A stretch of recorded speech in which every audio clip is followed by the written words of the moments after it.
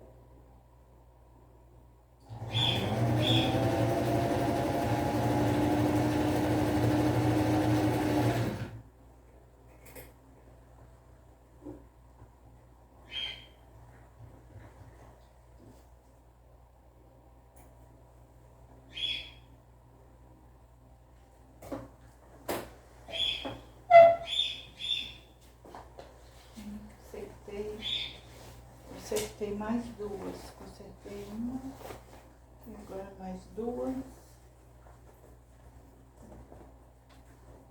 Apertei, né? Apertei essa aqui e essa aqui. Apertei 3 bermudas no meu filho.